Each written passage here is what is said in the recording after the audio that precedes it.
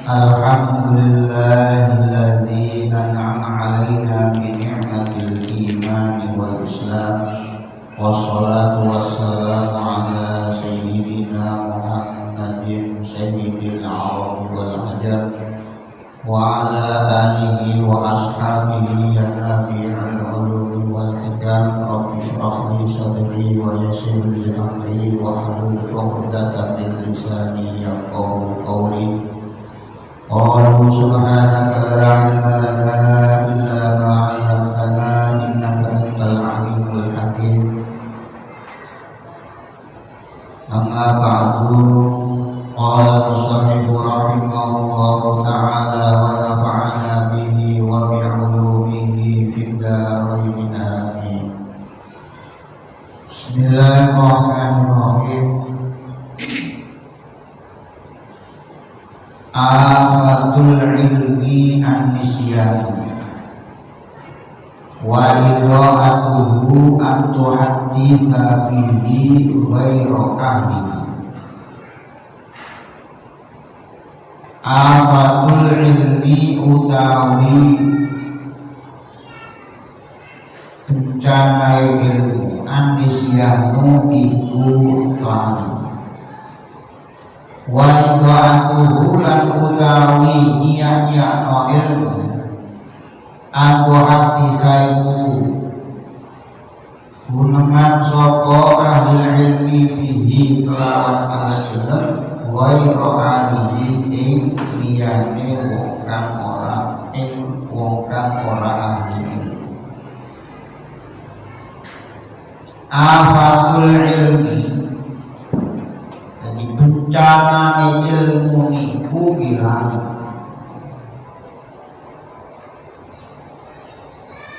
Wonten sing ngeten, supaya gak lali, gak usah hafal, gak usah belajar. Gak belajar, gak oleh ilmu dadi wong bodoh nggih, tambah bencana. Jadi kula panjenengan sedaya selaku manungsa niki dilahirkan oleh Allah dalam keadaan boten gadah ilmu. La ta'lamuna syai'an. Jadi keluar dari kandungan ibu kita itu la ta'lamuna syai'an, gak ngerti apa-apa. Maka kemudian Allah memerintahkan kita untuk mencari ilmu. Setelah dapat ilmu kita amalkan. Jangan sampai setelah kita memperoleh ilmu, memahami ilmu, terus kita lalai. Nah ini termasuk laline ilmu sing wis dipelajari kok sampai lali, sing wis dihafal kok sampai lali. Ini termasuk bencana ilmu. Ya bencana ilmu nggih kanthi kula panjenengan sedaya. Wis dipelajari kok sampai lali, wis dipahami kok sampai lali, wis dihafal kok sampai lali. Maka tanggung jawab kita sebagai orang yang sudah mempunyai ilmu, kudu nyekeli ilmu niku pun sampai lali. Jangan sampai lupa, terus berupaya kita amalkan. Sehingga ilmu yang ada pada diri kita itu dados ilmu sing manfaati, khususnya manfaat datang kula panjenengan piyambak.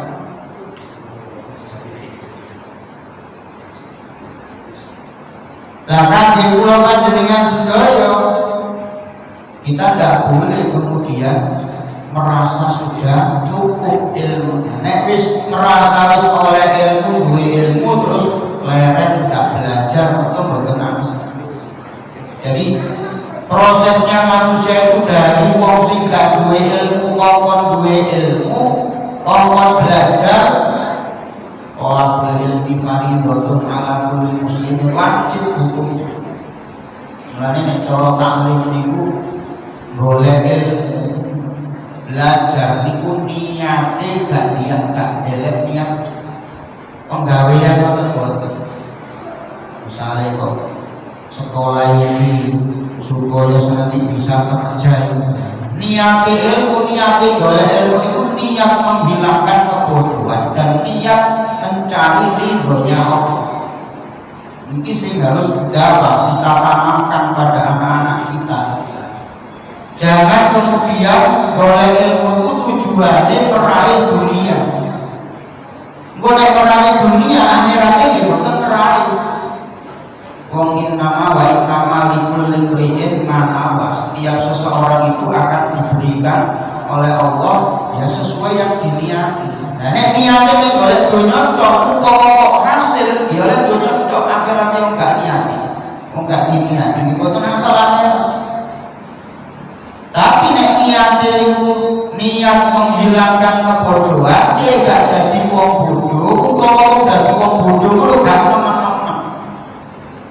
Karena memang ilmunya Allah itu apa luas. Sampai pol-polan ilmunya Allah gak mungkin. Paling tidak meminimalisir kebodohan, mengurangi kebodohan kita, mengurangi ketidaktahuan kita terhadap ilmu-ilmunya Allah. Nah, yang kedua intinya mencari ridho Allah. Kita belajar meskipun sepuhnya teniki karena sekolahan niatin delek ilmu niat apa? Niat delek ridhanya Allah. Kita berangkat di omah masjid ini niat golek ilmu. Iku lo panjenengan sami mau, lo dikepingin untuk nambah ilmu. Jadi saling mak sama ini kalau sing macam asline wis padha-padha belajar, padha-padha nambah ilmu. Tujuane nopo niate nopo golek ridhane Allah. Lah, nek wis oleh ridhane Allah, apa yang kita inginkan akan dikabulkan oleh Allah. Gak terima nek dunya tok, pengen dunya akhirat. Tiang itu nek wis diridhoi Allah, maka apa? Dia akan dikabulkan apa yang kita minta. Dan itu malah ya kadang wonten sing misalkan belajar niki, sekolah niki supaya kok iso kerja niki. Dan itu lek berapa? Itu tok. Terlalu sempit tujuan itu. Tapi kalau nek delek dari Allah, engko nek wis oleh ilmu tidak hanya apa kerjaan apa yang dituju lihat lainnya itu juga akan diberikan oleh Allah. Mulane pun saya kadang yang niku wonten sing berhasil dalam satu bidang, tapi bidang yang lain ini tidak berhasil atau belum dikabulkan oleh Allah. Tiang itu macam-macam sesuai dengan termasuk tergantung amalnya masing-masing. Kadang dalam sisi pekerjaan sukses. Nur sewu tapi dalam sisi keluarga tidak sesuai harapan. Kadang keluarganya sukses, tapi kadang sisi pekerjaannya tidak sukses. Kadang mungkin pekerjaannya sukses, keluarganya sukses, mungkin yang lain tidak sukses. Nah, maka apa? Semuanya itu akan terakhir manakala kita dapat ridhonya Allah. Kita itu kalau tidak diridhoi Allah, maka apapun yang kita inginkan, ya akan dikasih sama Allah. Malah intinya kita lakoni nopo-nopo ini delek ridhanya Allah.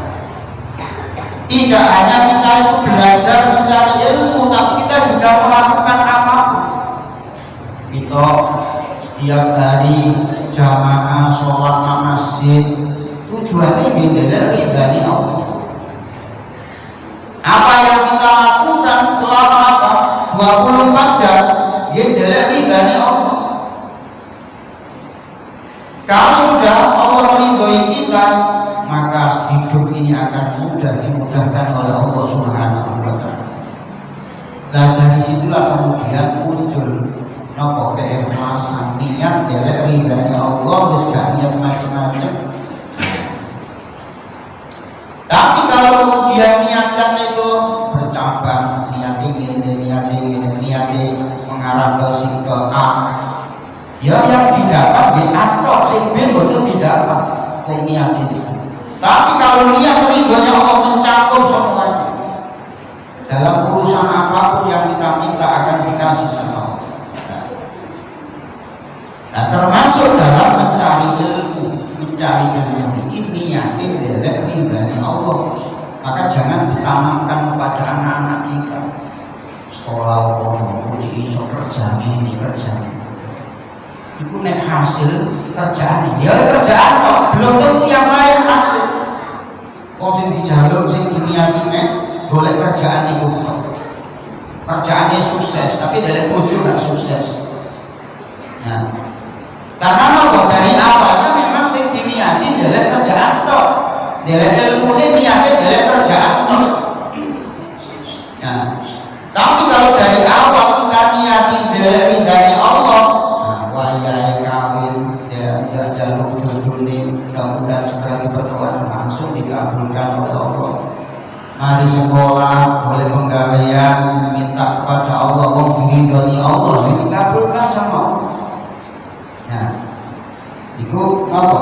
Soal bagaimana kita menata hati kita khususnya untuk mencari ilmu atau melakukan apa. Nah, kalau sudah punya ilmu, maka jangan sampai kita lupakan ilmu itu. Sambil kita jaga apa yang sudah kita peroleh, terus kita harus berupaya menambah ilmu yang sudah kita peroleh. Tidak boleh kemudian tidak ada kata berhenti atau selesai dalam mencari ilmu. Utlubul ilma minal mahdi ilal lahdi. Mencari ilmu itu dari ayunan ibu sampai ke liang lahat. Jadi tidak ada kata kemudian harus selesai habis dari ilmu ini selesai. Sekolahnya harus lulus, itulah sekolah urusan dari ilmu. Nak sekolah harus mari. Tapi dalam urusan mencari ilmu dimanapun dengan bagaimanapun tidak ada kata selesai. Mana waktu kata wisuda juga dibelajar wisuda wisuda jadi sudah ngaji mana mari nanti ini wisuda mari kita ngaji ya wisuda jadi mari wisuda gak ngaji mana padahal ini apa tahapan awal masih terus berlaku.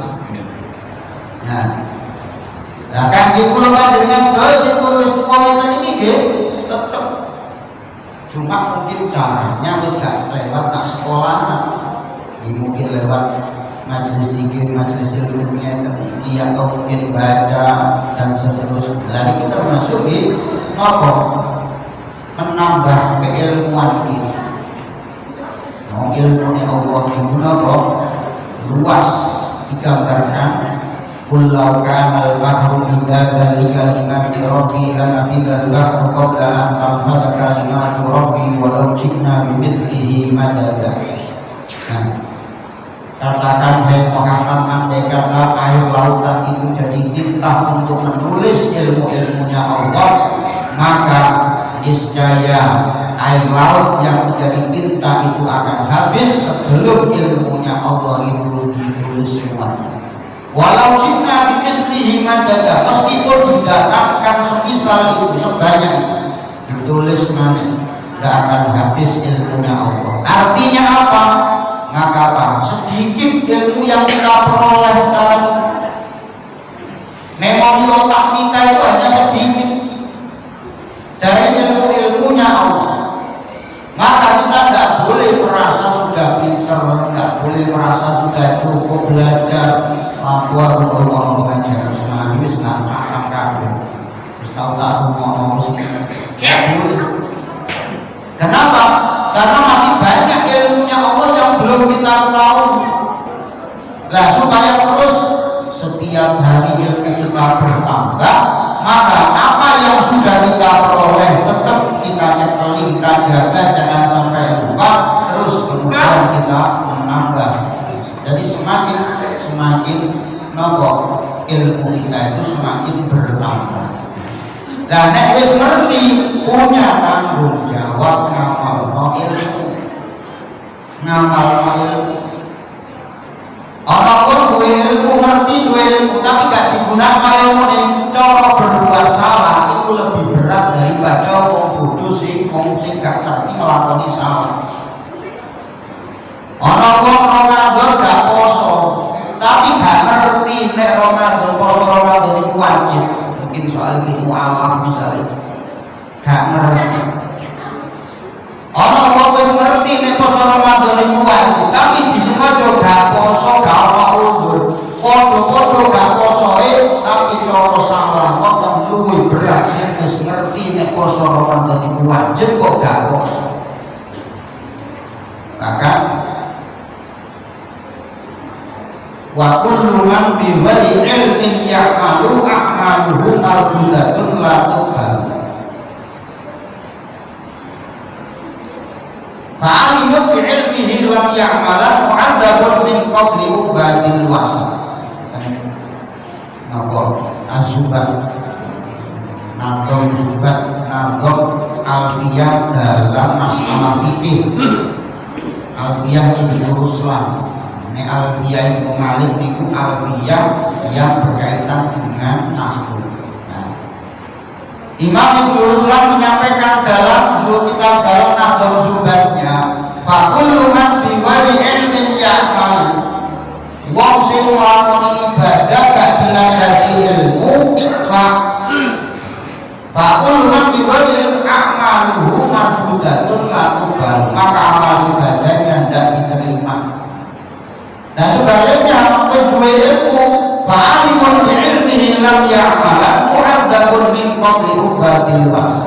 Wong sing duwe ilmu tapi gak diamalno ilmu maka mu'adzabun min qabli ubadil wasa, maka dia akan disiksa sadurunge napa wong-wong sing nyembah berhala. Siksanya lebih didahulukan daripada orang-orang kafir. Soalnya napa berarti dulu semojo nantang perkara wong wis ngerti kok gak dilakoni. Niku tanggung jawab wong sing duwe ilmu. Kan duwe ilmu niku nggih melarang soal amal ibadah gak berguna, soal gak diterima. Lah nek ngono kudu belajar boleh ilmu, nek wis oleh ilmu tanggung jawab kudu ngamalno ilmu. Wa idha'atuhu atau hati sabihi ghairu ahli. Nyak-nyak no ilmu niku nggih ngomong nanggone wong sing ora ahline. Akhirnya gak paham. Sehingga dianggap membuang-buang waktu. Beda kalau kemudian mau menjelaskan. Ngobrol-ngobrol tentang ilmu, tapi wong ya kok boten ahli. Akhirnya dibutuhkan nyambung, tidak ada manfaat, tidak akan memberikan manfaat pada orang itu. Akhirnya terus dianggap niatnya ilmu. Nah, maka apa? Bagaimana menggunakan ilmu supaya buat ilmu itu bukan tersia-sia diamal itu atau disampaikan kira-kira nak boleh wong sing nopo iso manfaat ilmu itu. Al-Fatuddin salah satu. Al-Fatuddin salah satu. Kalau ini maksud. Nah, modalnya boleh ilmu ini kudu mikir, kudu gunakno akal. Gunakno akal. Kalau ini dalam manusia itu punya 4 mutiara. Yang pertama itu akal. Nah, akal ini mongko mutiara yang kita punya. Jadi kita itu punya 4 mutiara di antaranya atau permata. Di antaranya nomor setunggal akal. Nah, akal. Maka apa? Kita harus bisa menjaga akal ini bagaimana kemudian akal ini bermanfaat. Termasuk kan golek ilmu ini. Dari ilmu gak berakal, gak mau berpikir di boten satu. Maka harus kita gunakan akal kita di antaranya termasuk nambah ilmu ini. Nambah ilmu. Lainnya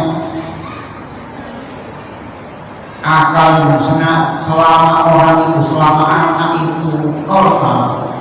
Kan menurut saya hubungan dengan potensi diam misalkan atau semua. Tapi secara apa? Selama itu normal, maka akal semuanya sama, asalnya cerdas. Cerdas. Lah jadi gede orang sing cerdas, orang sing gak spiro cerdas. Lah ini berarti nopo boten saking jogo kecerdasannya itu. Lah bagaimana bisa menjaga kecerdasannya? Dia digunakan itu mau dipakai untuk belajar. Sehingga apa? Akal ini terjaga. Inilah yang ada apa? Rumono pisang itu wis apa? Soalnya apa? Ini setunggal dulu tatapan dosa. Dulu tatapan dosa. Hati ini bersih. Lagi yang ini hati ini bersih, ini gampang paham. Nah, lahir alit ini buatan gak ada dosa. Jadi coro akal itu bersih, coro hati itu bersih. Soalnya apa? Termasuk singgarai akal itu gak cerdas. Nek sekarang wong sing wis balik niki nopo kakean nglakoni maksiat. Jadi maksiat itu menghilangkan atau mengurangi kecerdasan. Buktinya nopo? Buktinya wadulai Imam Syafi'i terguru. Syakautu ila waki'in su'ahibbi fa'arsyadani ila tarkil ma'asi fa'ahbarani bi'annal ilma nuru wa nurullahi la yuhdalil 'asi. Nah, ini terkodok sering gawe ujian. Tapi supaya ngiling orang belajar, orang belajar. Jadi nek kepingin cepet ngapalno tarkil ma'asi. Mau tadi mulu awal-awal bis benar-benar dilakoni. Nak pun juga sepiro nopo, lalu juga tak metu-metu, tak menjogo. Jadi akhirnya apa? Lingkungannya juga mendukung. Terus, nopo diingatkan, selalu diingatkan dengan nopo ditutur sehingga Imam Syafi'i padahal apal Quran, apal hadis, tapi dilapor nanggone gurunya namanya Kiai Wakil. Syakautu ila wakil, aku lapor wadul curhat nanggone guruku namanya Kiai Wakil. Apa sing diwadulno? Apa yang dilaporkan Imam Syafi'i kepada gurunya yaitu Kiai Wakil? Su'ahib dini elei apalanku. Artinya Imam Syafi'i merasa nek apal kurang cepat. Begitu Imam Syafi'i berhitung tahun hafal Quran, hafal hadis, hafal mari hafal Quran, hadis dan seterusnya. Lalu tidak masuk dalam tata kelola mustahil. Ilmu ini sembarang, tapi dia merasa kurang cerdas. Nek hafal kurang cepat. Akhirnya apa? Gurunya farsadani ila tarkil ma'asi. Akhirnya guru saya Kiai Wakil memberikan resep untuk supaya apa? Meninggalkan maksiat. Berarti tinggal maksiat itu mencerdaskan otak. Lah kaitannya nopo? Wonten hati sing tiyang niku nek nglakoni dosa, atine iki ditindhi wonten satu titik modalitas. Lah wong nek kakek dosa iki atine ireng. Mulane nek golek ilmu angel kok digambar apa kertasnya putih, hatinya bersih. Maka bakul pene ireng sak coretan wae wis jelas tulisannya. Lah nek ana wong nglakoni dosa ditindhi ada satu titik noda hitam di hatinya. Gak ditobati, gak istighfar, isungane nglakoni, isungane sampai tambahin, akhirnya semakin banyak dosa. Nah, tulisannya pisangnya terkadang gak jelas. Nah, ini kaitannya. Jadi di samping nopo, cara kesehatan minum ini, tapi secara rohani ini tarkil ma'asi. Saya kepingin nopo, anak-anak kita cerdas, maka apa? Kita tanamkan untuk menghindari kemaksiatan.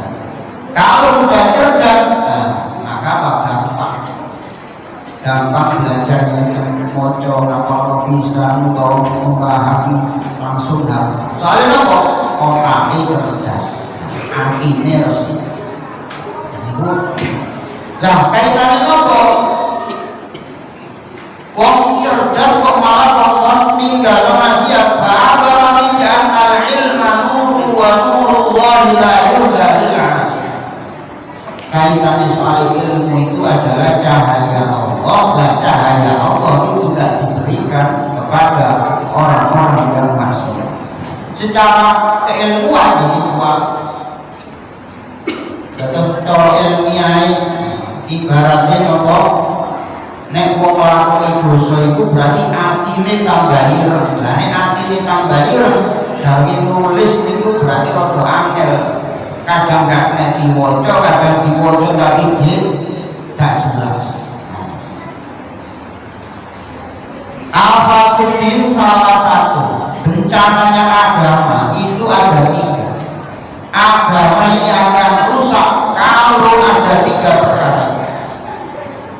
Yang pertama fakirun fajir, wong sing ahli hukum, wong sing ahli fikih niki apa? Lanjut kabeh. Durhaka artinya tidak mengamalkan ilmu hukumnya. Jadi fakih itu apa? Ahli hukum dong. Sing ngerti hukum ini gak dilakoni hukum-hukum yang diketahui. Nah, orang ngerti hukum tapi hukum dibuat mainan. Ini salah satu indikasi apa? Rusaya kok. Ada nih sing napa? Ngerti agama fikih ditakoni hukumnya ngenten iki wis dijawab sesuai keilmuan, wis gak ono tendensi macam-macam. Nek sing iki takon delok ngene mboten nate kok wis berdasarkan ilmu murni berdasarkan ilmu.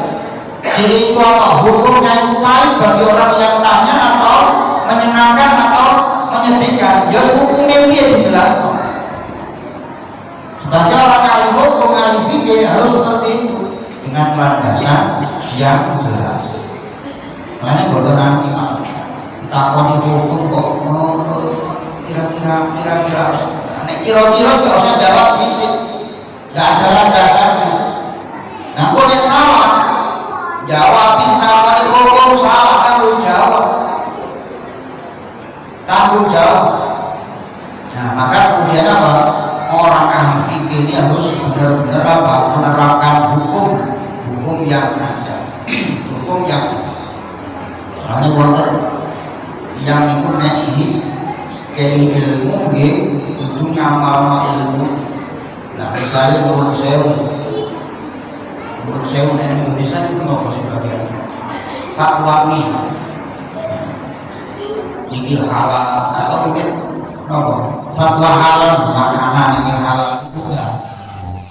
Misalnya kok kemudian wong sing bagian apa punya kewenangan berfatwa ini halal ini haram. Misalkan orang punya produk makanan baru minta naudzubillah, kalau kemudian itu dipermainkan tidak dengan apa landasan ilmuwan yang ada, ini kita masuk afatudin salah akhirnya menjadi rusak agama.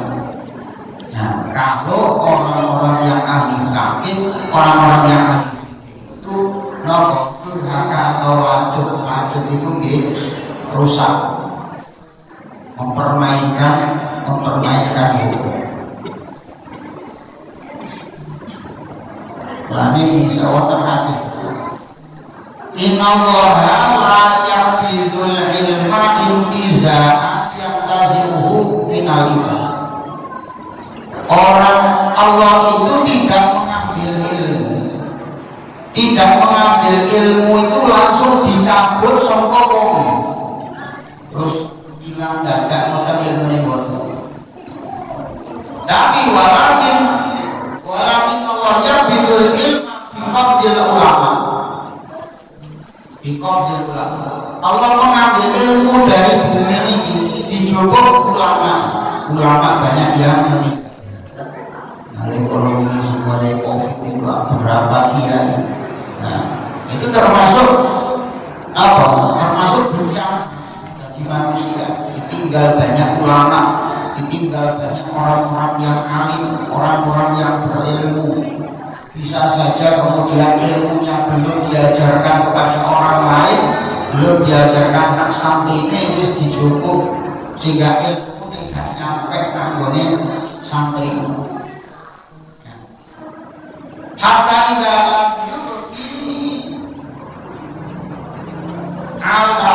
dalam yubti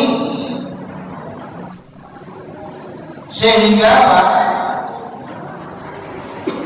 Kita mengenal urusan juhal, sehingga pada ada sampai ke orang sing alim, ke orang sing berilmu, soalnya ulama-ulama itu amin semuanya oleh Allah.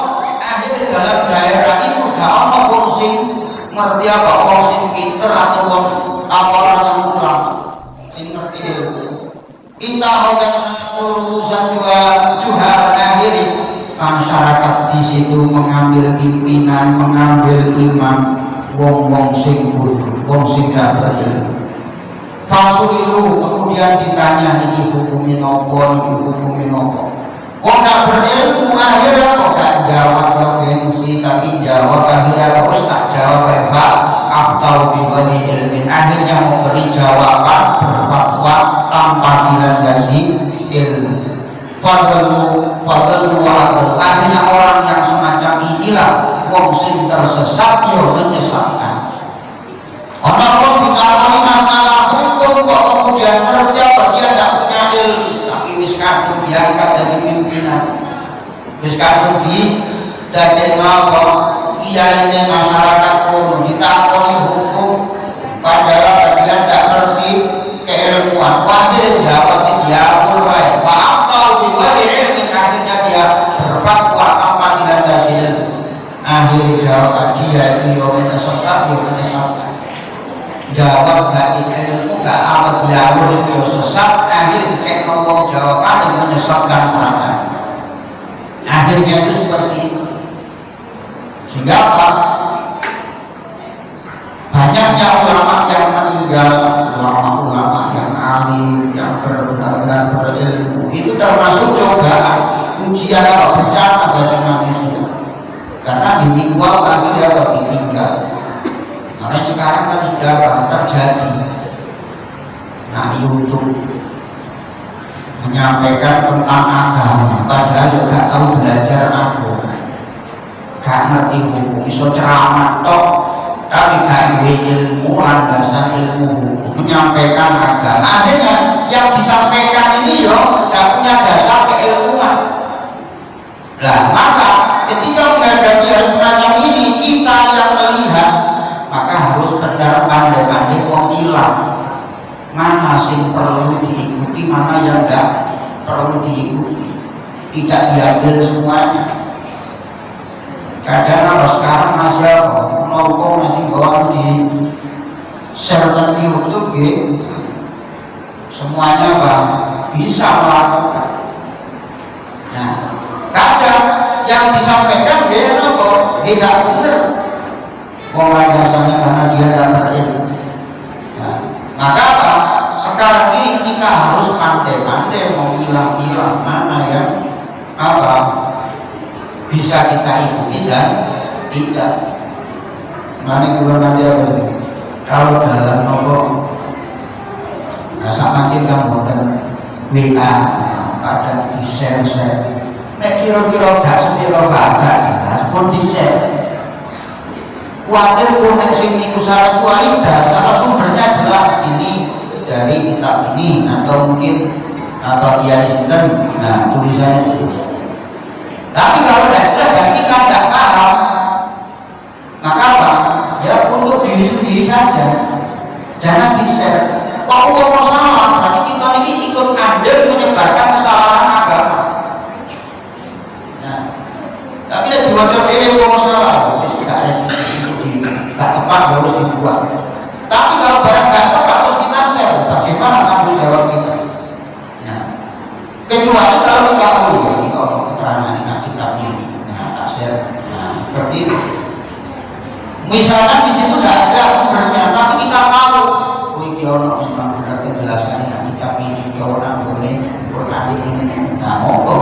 yang artinya nek kira-kira gak jelas maka jangan ditafsir lagi. Wahai rojo langsung share, wahai sabar ke Ramadan. Padahal kadang ampun sewu sing sering berkawan maca wis. Karena memang apa zamannya sekarang ini seperti ini ya, kita harus lebih hati-hati urusan agama. Jangan sampai kemudian kita masuk dalam faham atau biwari ilmin, memberikan fatwa, memberikan penjelasan tentang agama tanpa kasihan basihan. Akhirnya kita masuk naudzubillah fadluan.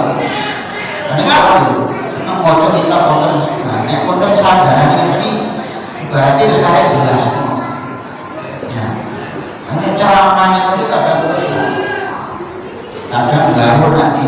Nah, cuma hanya menjelaskan apa yang ada di kita. Fakirun wa imamun jahil.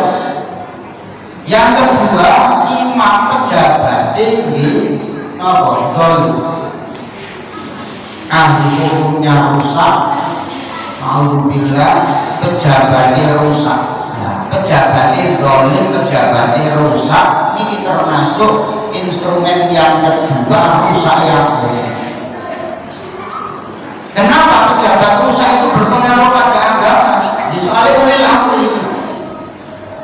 ulil amri. Kita ini perintah taat pada Allah, pada Rasul dan ulil amri. Kita ini sebagai orang Islam wajib taat pada pimpinan yang sah. Nah misalnya pimpinannya zalim, dan ini pengaruhnya besar. Di Nur Sewu misalnya, sak desa, ono masyarakat si jenis rusak, mungkin pengaruhnya tidak seberapa. Tapi nek Nur Sewu misalnya tak rusak, sak desa pengaruh semuanya. Misalnya pimpinannya rusak, ngomong kayak warung. Nur Sewu mungkin dulu ini kita warung ngedoli, tawak ngedoli homer misalnya. Oh ya wes, tiba-tiba sahabat daya samin. Kalau raya misalnya buat saya tidak tepat, rusak desa, melebarkan hal-hal yang tidak baik, nah, memberikan kebijakan-kebijakan yang tidak baik. Tapi nanti pimpinannya api, jadi bisa justru apa? Tidak akan mengungkapkan paling wajib biadini, bisa apa? Bisa beramar ma'ruf nahi munkar dengan jabatan itu, bahkan bisa apa?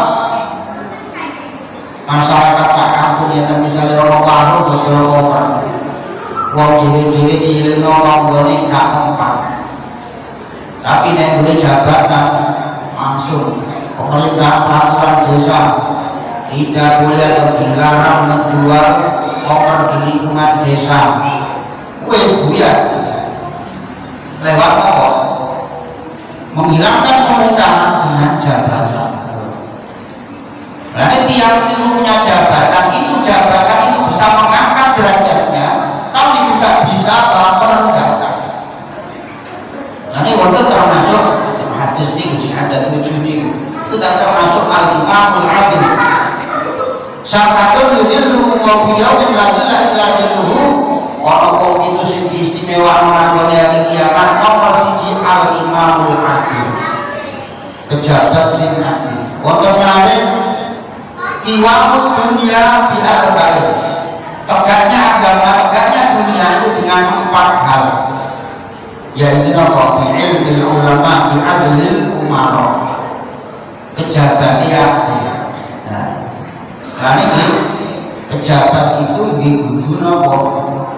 Kudu wong sing apik, kudu wong sing apik. Nah, supaya apa? Bisa mengendalikan masyarakat. Kalau gak tepat, misalnya gak iso secara individu lewat jabatan, menghilangkan kemungkarannya lewat jabatan. Nah, karena apa? Punya kekuatan. Mulai tiap yang jadi pimpinan, jadi pejabat kok adil, maka justru keadilannya sebagai pimpinan itu akan mengangkat derajatnya. Nah, ini sing posisi jadi pejabat di monggo jabatannya dipakai untuk kebaikan, sehingga dengan kebaikannya itu akhirnya apa? Jadi pejabat gak malah merendahkannya, tapi malah mengangkat derajat. Wa mujtahidun jahilun. Sing ketiga wa mujtahidun jahilun. Ana wong sing ahli ijtihad bodoh. Wong bodoh tapi apa? Ikut-ikut menyampaikan menggali hukum, ikut-ikut menetapkan hukum, gak duwe ilmu tapi tetap mau hukum. Ini kok ada ngawur. Kalau nggak ngerti ilmu ini kok kita ngomong ini, akhirnya dia rusak agama. Masyarakatnya akan agama masyarakat rusak. Soal ini Pak Ustadz ini dalam dilakoninya. Nah, Pak Ustadz orang tetap hukum jawab hukum ngawur nggak ngerti ilmu kok tetap hukum. Nah, maka akhirnya Pak agamanya ini terjadi bencana dalam keagamaan. Nah, maka kemudian wong sing tetep hukum mustahilnya dalam konteks mustahil mazhab itu. Nah, maka dia tetap menggali hukum-hukum yang belum ada. Dan biasanya sama ini biasanya dibahas di dalam forum. Kalau ada perkembangan baru dibahas dalam forum Basul Masail. Pondok-pondok itu wonten Basul Masail. Kadang dalam intel pondok, kadang antar pondok. Nah, sing jadi bahasa masalah-masalah yang berkembang, yang baru. Nah, Basul Masail itu kok dia landasannya dia tetap dari dasar-dasar hukum yang sudah ada. Ibaratnya wonten bumbunya itu sudah ada, rogoki terus buyain nonton. Cuma sekarang kemudian disajikannya itu menunya itu apa, sehingga apa? Basul Masail itu terus berlanjut menghadapi masalah-masalah yang berkembang.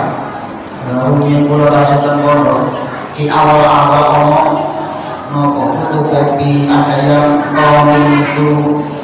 Pokoknya apa? Masalah-masalah yang berkembang sekarang itu ya banyak. Jual beli online, atau mungkin sekarang terus pun misalnya hari ini Quran kok gak dikal wudhu batal boten. Nah itu kan termasuk perkembangan baru. Dulu dalam kitab-kitabnya para ulama boten dibahas dari boten habis. Belum ada fotokopi. Nah disitulah kemudian dilanjut hal-hal yang baru ini secara fikihnya apa? Dibahas di dalam pondok Basul Masail dengan referensi kitab-kitabnya para ulama. Akhirnya kita yang ada dalam masyarakat ini, nah ini ternyata yang sesuai dengan hukum itu seperti ini.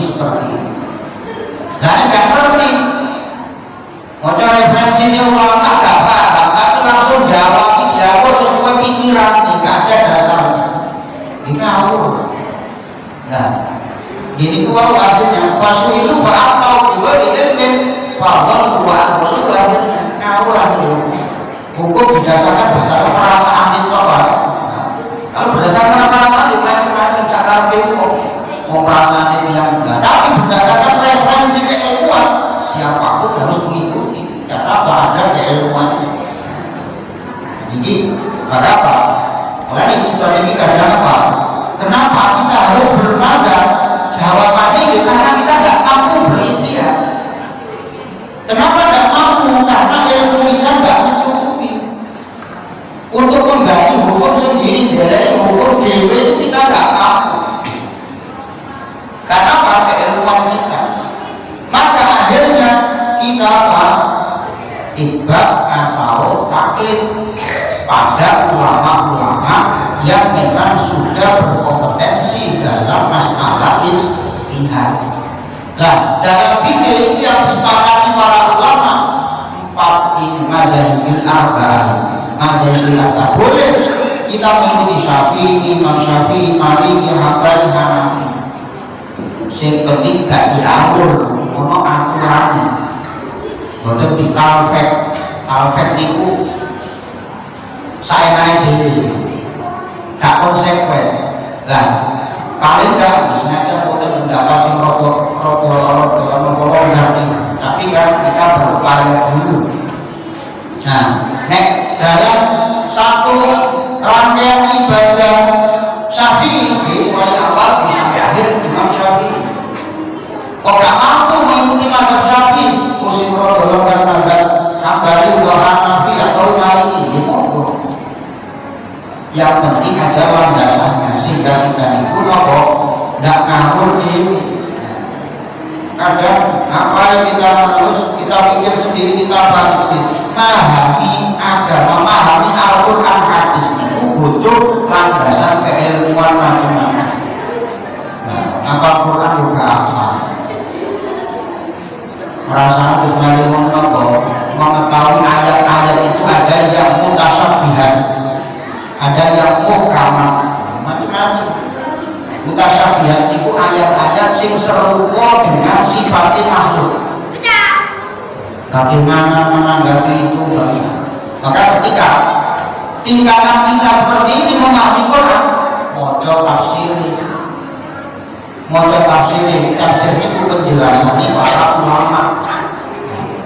Kita tidak langsung memahami ayat Quran tanpa lihat apa-apa sakit ini. Dan itu sih kalau tidak punya keilmuan akhirnya pahamnya salah. Kenapa salah? Orang kita tidak boleh. Kita pahami Quran sendiri boleh, tapi kita harus mengaca. Mampu nggak keilmuan kita itu untuk menggali hukum dari istilah itu? Mereka mampu jadi terus daripada tersesat. Mending melok wong sing luwih pinter sama kita. Kita kemudian misalkan disuruh ke pangkal misalnya, gak ngerti belas pangkal itu ngalor itu gak ngerti. Maka apa? Berangkat di sesok kesasar, gak ngerti belas dan terus mari ngono berangkat aja. Kita mau sih ngerti, aku juga sepiro jelas pangkal persis, tapi harus jelas arah ngalor. Minimal kita apa? Benar dari arahnya. Persisnya di mana? Maka apa? Kita ngomong mustahil pada bilang bahan itu betul pasti benar. Apa yang menjadi pendapat Imam Syafi'i betul pasti benar. Pasti langsung salah. Nopo kok bertolak belakang. Contoh, niatnya sholat, niatnya ibadah. Menurut mazhab Syafi'i wajib. Menurut mazhab Hanafi sunnah. Nah, satu perkara hukum bersunnah apa wajib. Pasti di antara Imam Syafi'i dan Imam Hambali, Imam Hanafi ini pasti lebih salah di hadapan Allah nanti. Cuma ketika nanti di hadapan Allah itu salah, Allah masih menghargai. Berarti waktu keterangan di sing salah dikai ganjaran sini, dikai nilai sekali ganda, sing benar dikai 2 kali lipat. Nah, kenapa salah di lumayan? Liyane kono gak iso. Nah, nanti kita ada pulang ada ini jawab. Saya bisa jawab. Saya Pak. Iso jawab. Saya jawab aja salah. Dikasih nilai masih. Kenapa dikasih nilai? Salah atau dikasih nilai? Di lumayan kok belum jawab. Dibanding kok kamu sih gak jawab. Nah, kita ukur kalau salah Imam Syafi'i, maka yang tanggung jawab Imam Syafi'i. Kira-kira mesti kumpulan ini apa? Menurut Imam Syafi'i, si tanggung jawab Imam Syafi'i. Imam Syafi'i sendiri misalkan salah, dia dihargai Allah. Karena mampu beristighfar. Maka kalau beristighfar itu mulai untuk manjahin bilang asik, kalau disepakati ulama. Ayatul munafiqin salasun dijimauan yang sakit kolaborasi. Mudah-mudahan menjadi ilmu yang bermanfaat di lokasi dengan sekolah. Nah, di pulau dengan mohon maaf. Mudah-mudahan kita selalu diberkahi khususnya dalam bulan Ramadan ini. Bismillahirrahmanirrahim. Alhamdulillahirabbil alamin. وفي عفوك المجيد يا ربنا لك الحمد كما ينبغي لجلالك المعظم سلطانك اللهم يا محمد وارحم لنا وعلى اهلنا وعلى اولادنا وبناتنا وعلى اهلنا وذرياتنا وعلى مدارسنا وعلى معلمنا وعلى جمعيتنا خصوصا من حضر في هذا المجلس الاحسن الحال حولك وقوتك يا عزيز يا متعال إلى سيدنا محمد صلى الله عليه وسلم صاحب العسل الحال والمقال أكرمنا يا الله بحسن الحال والمعال بارك اللهم لنا في شهر رمضان بارك اللهم لنا في شهر رمضان بارك اللهم لنا في شهر رمضان ربنا آتنا في الدنيا حسنة وفي الآخرة حسنة وقنا عذاب النار وصلى الله على سيدنا محمد وعلى آله وصحبه وسلم والحمد لله رب العالمين. الفاتحة.